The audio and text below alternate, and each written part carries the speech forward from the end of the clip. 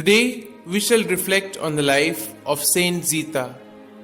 Born of poor but devout Christian parents in 1218 at Monsagrati near Lucca in Italy, Saint Zita as a child was pleasing to God. Her elder sister was a Cistercian nun and her uncle a saintly hermit. At the age of 12, she entered the service of the Fatinelli family of Lucca, where she remained until her death on 27th of April 1278. Zita performed her duties faithfully.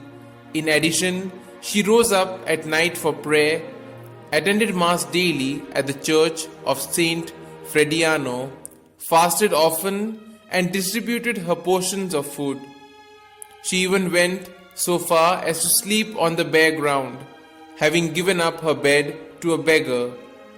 Her co-servants despised her way of living, regarding her activities as a silent reproach to themselves.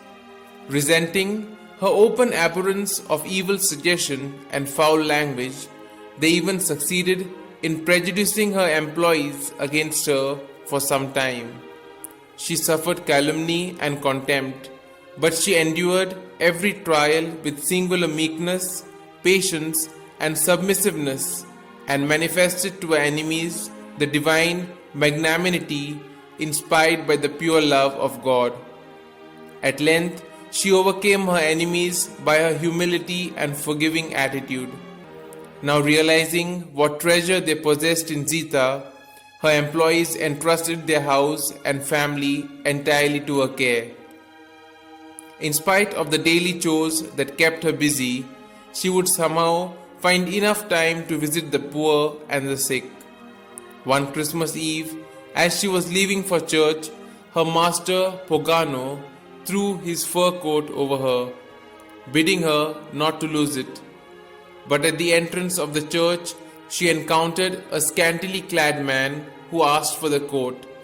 She readily gave it to him, telling him that he might retain it till she came out of the church. When the service was over, the man was not to be seen anywhere.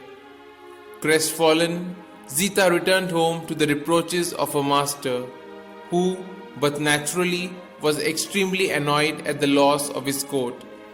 But as he sat to dine, a stranger appeared at the door and returned the fur coat to Zita.